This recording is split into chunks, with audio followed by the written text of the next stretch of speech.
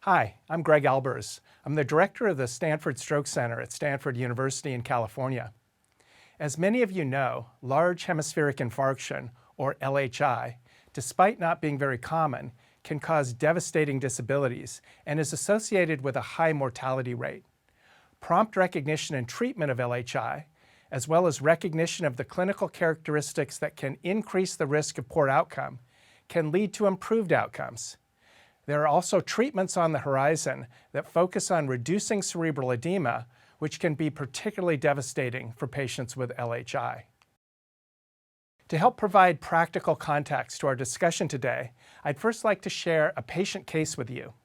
The patient is Ellen, a 72-year-old woman with long-standing hypertension and high cholesterol.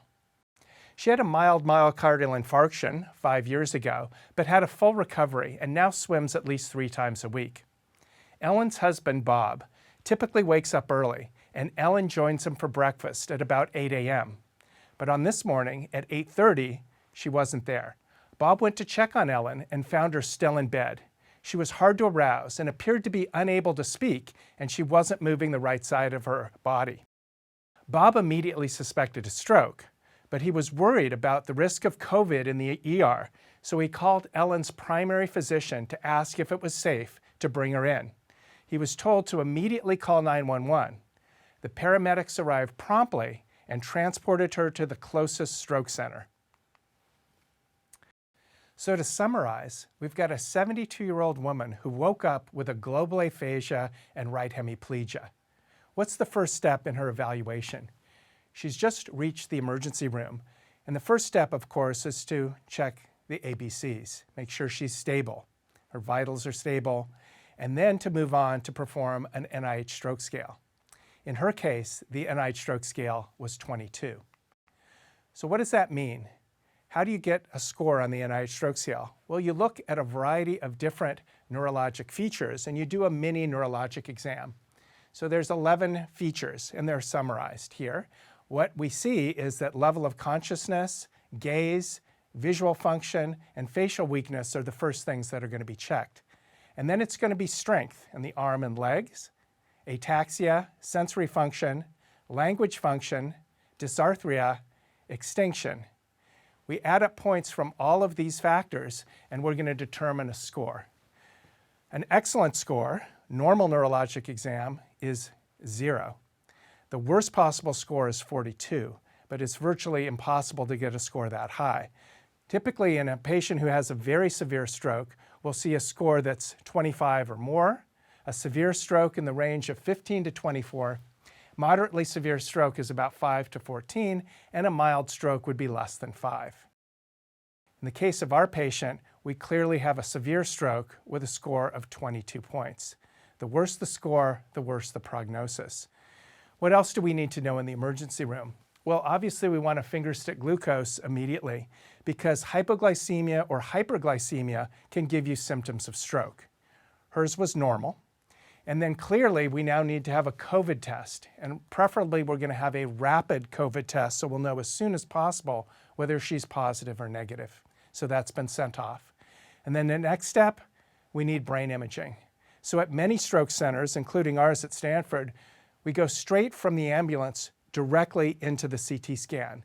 We want to get that imaging done as quickly as possible, and stopping off in room 1 of the emergency room is going to slow down progress. So we're going to be doing that initial assessment as the patient is wheeled into the CT scan. Then what's the first thing that we're going to do is to get a non-contrast head CT scan. What I wanted to talk about briefly before showing the imaging is what happened with Ellen's husband. He was hesitant to bring her to the ER because he was worried about COVID. And we could see that this was a big problem at the beginning of the COVID epidemic. This is a graph from an article in the New England Journal that looked at patient arrivals to the ER and the imaging that was done for these patients in the March-April timeframe. And as you can see, there is a huge drop, about a 40% drop in patients with acute stroke arriving into emergency rooms. And that's because they were afraid, just like Ellen's husband was afraid that he might be exposed to COVID in the ER. But stroke is an incredibly treatable condition, and it's critical to treat it right away. And as you can see from the curve, this is now recovering. We're now seeing the typical number of stroke patients arrive to the emergency room, which is important. And it's important to get the word out that ERs are safe, and stroke is a devastating condition that should be evaluated as soon as possible. One of the mistakes that Ellen's husband made was making that extra call to the primary care physician, because the sooner you call 911, the sooner the patient's going to get in. Okay, let's get back to the brain imaging. The first step in brain imaging is a non-contrast CT scan. And typically for patients with an ischemic stroke, during the first several hours after symptom onset, it's going to be a normal scan. You won't see much. But sometimes there can be some subtle abnormalities that can clue you in to where the stroke is occurring and where the blood vessel may be occluded. For example, here in Ellen's case, if you look very carefully where the arrow is pointing, you see that there is a bright lesion corresponding to where the location of the middle cerebral artery typically occurs. We can see as the middle cerebral artery comes off the distal carotid artery, it becomes horizontal before it heads up into the Sylvian fissure. And oftentimes if there's a clot there, it will look bright on this non-contrast CT scan. So you think you can see this snake-like bright lesion in the area where the middle cerebral artery is expected to be. This suggests that there's a clot in that middle cerebral artery. Then if on the right side you look at the brain tissue, we're going to look for darker versus lighter brain tissue. And I believe you'll notice that one hemisphere of the brain is a bit darker here, and that's the left hemisphere. You can see that throughout that left hemisphere there is a little bit of hypodensity, and that can be an early sign that the stroke is involving that hemisphere. And in this case, we see a considerable amount of hypodensity. So that's a bad sign. We see that there's a large stroke that's brewing.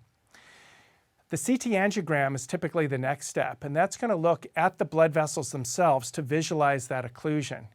Here we can see the red overlay indicates regions with low blood vessel density, and if you look carefully, you can see the spot where that clot is sitting in the left middle cerebral artery. The low blood vessel density indicates that there's poor collateral flow, that despite this occlusion of the middle cerebral artery, some patients get good blood flow from other blood vessels that help keep brain tissue alive. This very low blood vessel density suggests poor collaterals for this patient, which means her brain tissue may go on to die more quickly. The next step is typically a CT perfusion, and that can be seen here. On the left in pink are areas with very low cerebral blood flow, and these areas with very low cerebral blood flow become irreversibly injured quite quickly. And here we can see that there is a large amount of brain tissue, more than 100 milliliters, that has very low cerebral blood flow showing in pink here. That's tissue that unfortunately is already irreversibly injured. What about green? This is the area with critical hypoperfusion. This is tissue that has either gone on to infarct or is likely to go on to die relatively soon. So normally what we're hoping to see is a small pink area in a large green area, suggesting a large amount of salvageable tissue. Here, although the green area is large, suggesting that this is going to turn out to be a very big stroke, we don't see a huge amount of mismatch between the pink and the green. So that is an unfortunate finding to see that in this case. So to summarize the imaging, what we saw was that subtle hypodensity in the left hemisphere on the CT scan, as well as a hint that there was a clot in the left middle cerebral artery. That was verified by the CT angiogram, and we could see that the location was in the proximal left middle cerebral artery, meaning that the blood flow abnormality will affect the whole territory of the middle cerebral artery. And then on the CT perfusion, we saw some bad news, that there's a large ischemic core lesion, more than 100 milliliters of tissue, which has probably already become irreversibly injured. So what's our diagnosis? Clearly, Ellen is having a large hemispheric infarct. So to put this in context of stroke in general, there's about 800,000 strokes that occur in the United States every year. The majority of these are brand new, first-time strokes, but about 185,000 are a second or third recurrent stroke. Of these strokes, the vast majority are ischemic. but about 15% overall are due to brain hemorrhage. And obviously, the treatment is going to be quite different for a brain hemorrhage than an ischemic stroke. Most brain hemorrhages are intracerebral hemorrhages, typically caused by hypertension, but about 3 to 5% are subarachnoid hemorrhages caused by aneurysm rupture. Ellen's stroke is ischemic, and she has a very large hemispheric infarct, which accounts for about 5% of hospitalized patients with an ischemic stroke. So as we mentioned, it's not the most common type of stroke, but it is a very devastating type of stroke with high morbidity and mortality. Large hemispheric strokes always involve the middle cerebral artery territory, shown here in blue. And if the distal carotid is involved, it can involve the anterior cerebral artery territory, shown here in orange. And sometimes patients have their posterior cerebral artery come off the carotid artery. That's known as the fetal origin of the posterior cerebral artery. So in the worst situations, you can have involvement of the anterior cerebral, middle cerebral, and posterior cerebral territory. The more brain tissue involved, the more devastating the stroke, and the tougher it's going to be to treat. So what are the clinical characteristics of a large hemispheric stroke?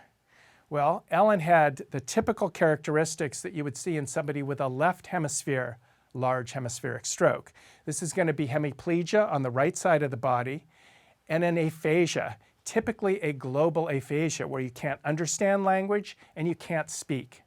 Dysarthria goes along with strokes on either hemisphere, and if it's a right hemisphere stroke, you typically will have neglect. You're neglecting the left side of your body. You will have a gaze preference. You're looking off to one side or the other, depending on the laterality of the stroke. And if it's a very big stroke, you typically will have a visual field deficit. So that's how you're getting all these points on the NIH Stroke Scale. The dominant left hemisphere typically will score more because you're going to get points for the language abnormality that you won't get on the right hemisphere. So our patient had a score of 22, typical of a left hemisphere large hemispheric stroke. Right hemisphere LHIs often will score between 15 and 20 points on the NIH Stroke Scale. What about outcomes? Well, for a large hemispheric stroke, we're looking at a very high rate of severe, long-standing disability, and mortality typically ranges around 25%. Patients who survive the large hemispheric stroke have a very expensive course because they are typically going to spend often many years and often even the rest of their life in a nursing home setting where they're dependent on others for their activities of daily life. So how should a large hemispheric stroke be diagnosed and treated? The first scan is the non-contrast CT. The most critical aspect here is to quickly differentiate if it's a brain hemorrhage versus an ischemic stroke. In our case, it was an ischemic stroke that had some subtle hints that we might be dealing with a large hemispheric infarct. The CT perfusion and CT angiogram come next, and we can see here what's the extent of the damage and how much salvageable tissue is still present. Then, in some cases, we'll move on to an MRI scan. The disadvantage is that most ERs don't have good access to get an immediate MR. The CT is right there, you can get that very quickly, but often there may be a 20-minute or 30-minute delay to get an MRI scan, and typically in the acute setting, we want to get the imaging information immediately. The advantage of the MRI is you can get a quantitative assessment of exactly how much tissue is already irreversibly injured. And what we know is that as you get beyond 80 milliliters, that this is going to predict patients who are going to go on and have a very poor course, often with severe brain edema. Let's go back to the non-contrast CT scan. From the non-contrast CT scan, you can estimate what's called an aspect score. So what's the aspect score? That's looking at the CT scan and looking for very subtle signs of hypodensity. Remember how Ellen's CT scan showed a little bit of darkness in her left hemisphere? Well, we can look at 10 different regions that are identified as the 10 aspects region, and we can identify how many of them have hypodensity. The more that have hypodensity, the lower the score. So as you get to a score that is less than 3, so 0, 1, or 2, that is highly predictive that the patient is going to have a large hemispheric infarct. So if we look at Ellen's case, we can see that she had a score of 1. almost all of the aspects regions were positive. In other words, subtle signs of hypodensity could be seen. So even from the plain CT, in her case, we had a very good hint that this is a patient with a large hemispheric infarction. What happens over the next few days is shown in this scan. Up at the top, we see an MRI scan performed 8 hours after the onset of a patient who had a right hemisphere malignant large hemispheric infarction. And then we're going to worry about swelling, and that typically happens over the next few days. So here you can see 4 days later on a CT scan of the same patient, there's been massive swelling in that hemisphere. And now the right side of the brain in this case is being shifted towards the left. So this is called midline shift, and it's an indication that there's been severe edema in this patient. And in fact, in this patient, it was treated with a hemicraniectomy, meaning that part of the right hemisphere bone, the cranium, was removed to prevent that edema from crushing the opposite side of the brain and herniating down, pressing on the brainstem. All right, so what's the next step for Ellen? Is she eligible for intravenous thrombolytic therapy with tissue plasminogen activator? Should she get a thrombectomy to pull that clot out of her left middle cerebral artery? And what should we be doing to reduce brain edema, which is inevitably going to occur in anybody with a large hemispheric infarction? Let's take a look at this flow diagram as we review the common treatments that can be given to patients who present with an ischemic stroke. So the original treatment that we've had since 1996 is intravenous tissue plasminogen activator. This has been approved from the FDA with a 3-hour time window, but is recommended by guidelines up to 4.5 hours. And recent studies just published over the last year have shown that this can be given to some patients with wake-up stroke, like Ellen, as well as patients who are up to 9 hours after witnessed onset, if you have imaging to suggest that you've got a small core and salvageable tissue. In Ellen's case, she was well beyond 4.5 hours, and she didn't have a small core. She had a large core on CT perfusion, more than 100 mLs, so she's not a candidate for intravenous TPA therapy.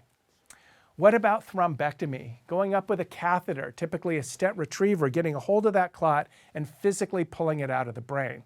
Well, we have evidence that this can be highly effective out to 24 hours, but those patients, particularly treated late in the time window, like a wake-up stroke, need again to have a small core. If they have a large core like Ellen, they are not eligible for thrombectomy. In the early time window, within 6 hours, there are ongoing studies to try to figure out, can you benefit from thrombectomy despite a large core? So Ellen, if she'd come in within 6 hours, could have been a candidate for one of those large core thrombectomy trials. But obviously, as a wake-up stroke, we have to date the time of onset to when she went to bed the night before, so she is clearly not within our 6-hour window to consider thrombectomy for a large core patients. So no immediate intervention, but we need to be ready for swelling, because anyone with a stroke as large as Ellen's is going to develop swelling, and often it will be significant. So when we see evidence of swelling, we're going to think about treatments like mannitol or hypertonic saline that can suck water out of the brain and decrease brain edema. So that's going to be a strong consideration in her case. And then, as shown in that example of a patient who had a large hemispheric infarct on the right, sometimes you need to do a hemicraniectomy. You have to remove the cranium to prevent that swelling from causing a fatality by crushing other brain regions. So we're going to have to inform the surgeons that Ellen is in the hospital, because they have to be ready in case a decompressive craniotomy is going to be necessary. What's the risk that our patient is going to have malignant brain edema with her large hemispheric infarction? Well, unfortunately, as you can see, she's got all the risk factors for high risk of cerebral edema. Remember, her aspect score was only 1, meaning widespread damage to the brain. Her NIH Stroke Scale was 22, meaning a very severe neurologic deficit. She had poor collaterals on the imaging. Remember the very low density of blood vessels in that hemisphere. She doesn't have other blood vessels that are doing a good job of helping out that occluded middle cerebral artery. And she's not going to be revascularized. She's not a candidate, as we mentioned, for either intravenous thrombolysis or for a mechanical thrombectomy. So she's somebody that we've got to watch very carefully for brain edema and get ready to treat that edema. So what are the choices? Well, the main treatments used for reducing cerebral edema at present are not optimal. We have a choice of mannitol or hypertonic saline. We don't do these prophylactically. We wait for evidence of brain edema, and then we will use one of these or the other. And they can have some benefit, but the benefit is not long-lasting. So we need better options, and we'll talk about that in a few minutes.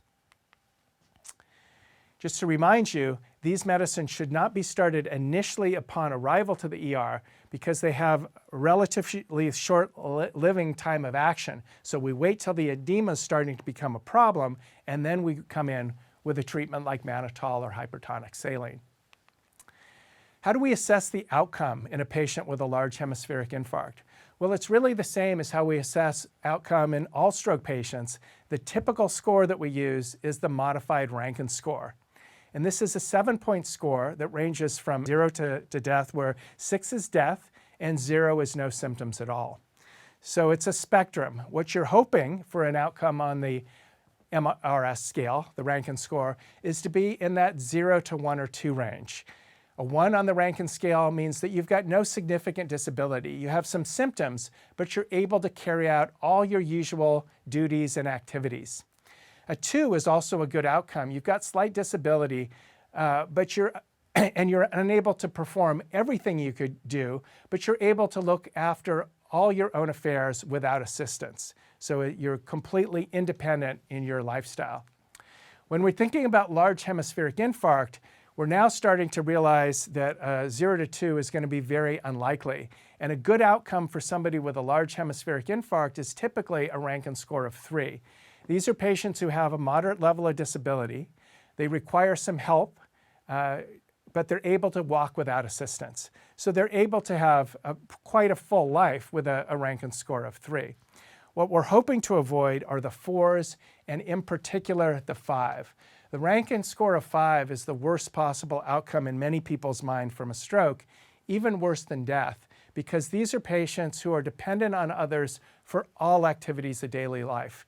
They're in a nursing home, bedridden, incontinent, require constant nursing care. They essentially can't do any of their activities on their own.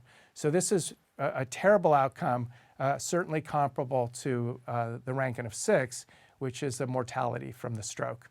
There's a tremendous unmet need for treatments of large hemispheric infarction. This is a condition that's associated with a high mortality and a very high level of disability. About a third of patients who survive a large hemispheric infarction are unable to walk without assistance. So how could we treat it better? Well, one of the keys would be preventing the cerebral edema that causes a lot of the injury from large hemispheric infarction. And there are a number of emerging targets for reducing that edema. Here we see several of them. For example, conivaptan, which is indicated for treatment of hyponatremia. It absorbs free water in the kidney by interfering with the aquaporin receptor. This is a potential treatment, as is fingolimide, which is approved as a treatment for multiple sclerosis and reduces vascular permeability. Celecoxib, which is an anti-inflammatory agent used in arthritis and pain, reduces inflammation and could reduce swelling. And then finally, glyburide, which is an oral hypoglycemic agent in an intravenous formulation, has been shown to reduce brain edema in patients with large strokes. And in fact, this agent has an orphan designation for treating severe cerebral edema in acute ischemic stroke. All right, let's start off with conivaptan. As mentioned, this is approved to treat hyponatremia, and there has been some favorable results in a couple of cases of patients with brain edema. And it's been evaluated in a small phase 1 open-label study to treat cerebral edema in patients with non-traumatic intracranial hemorrhage. So not exactly the same as large hemispheric infarction, but brain hemorrhages also have a problem with edema, where patients receive 20 milligrams intravenously every 12 hours for 2 days. Here you can see that the expected amount of edema was not seen in patients with brain hemorrhage who received the conivaptan. Over the first 7 days, you can see relatively little increase in the size of the ICH volume, and on the right, the normalized ICH plus perihematomal edema volume only increased slightly, less than would have been expected. Fingolimide, which is the multiple sclerosis treatment, has also been evaluated in a couple of small brain hemorrhage studies, and it's been evaluated in a couple of small phase 2 acute ischemic stroke studies, and also had some encouraging results to suggest that it may be able to reduce brain edema. How about anti-inflammatories? Part of brain edema is inflammation occurring along with this stroke. And celecoxib, which is on the market for treating various forms of arthritis, including ankylosing spondylitis, it's on the market for pain and can be used for dysmenorrhea, has been evaluated in a 44-patient study, which was again looking at brain edema in patients with brain hemorrhage. So what did they find in this small phase 2 trial? You can see if you look at the control patients versus the anti-inflammatory treated patients, there was some evidence that perihematomal edema volume was reduced as well as ICH volume. So this needs to be looked at in much larger and more definitive trials. Finally, we'll end with glyburide. This is available in an oral formulation to reduce blood glucose in patients with type 2 diabetes mellitus. And there's an IV formulation which is currently approved as an orphan drug to reduce cerebral edema. And that approval was based on an encouraging phase 2 trial in patients with large hemispheric infarction. So let's take a look at this trial. You can see that there was about 80 patients enrolled in the trial, half getting placebo and half receiving the intravenous glyburide formulation.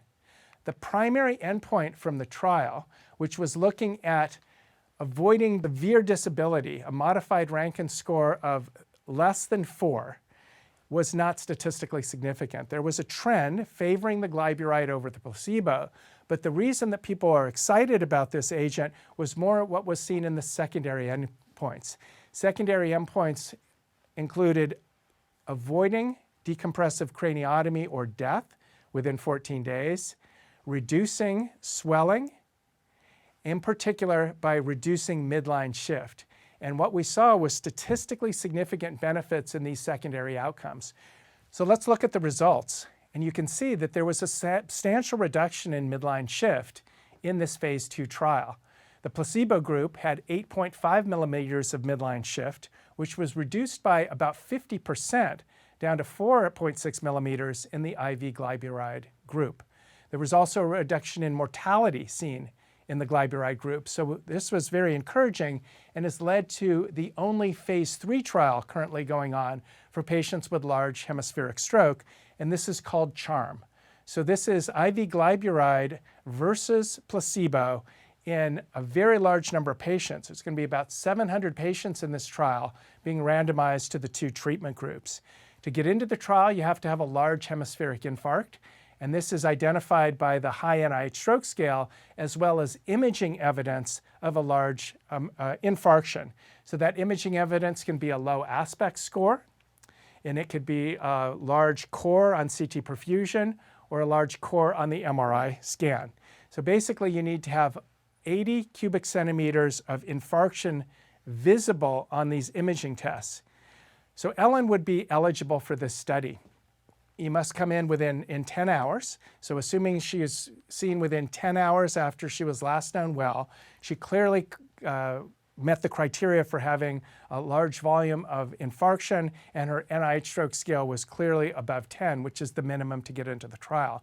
She would have been randomized to these 2 different treatments, and then she'd be looked at 72 hours to see what's her level of midline shift. We hope to see a reduction in midline shift in the patients treated with the glyburide. And then most importantly, how would she be at 3 months? Would she have a lower level of disability because of being randomized into the glyburide group?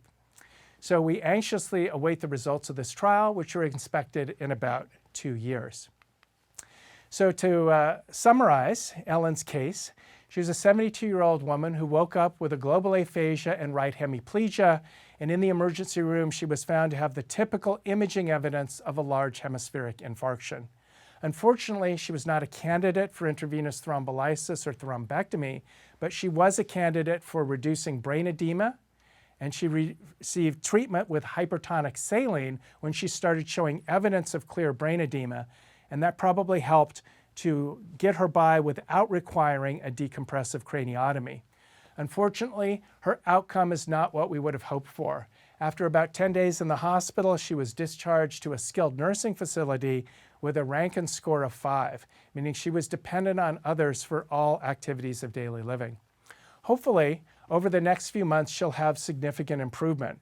We expect most of the improvement from stroke to occur over 3 months, so we're still hoping that she will improve on her Rankin score. But Ellen's case demonstrates our big problem with large hemispheric infarct. Most of these patients really don't have adequate treatment options available. So hopefully with the ongoing research, we're going to have better outcomes for patients with large hemispheric infarction in the future. So this concludes my presentation. Thank you very much for your attention. This activity has been jointly provided by Medical Learning Institute Incorporated and PVI, Peer Review Institute for Medical Education.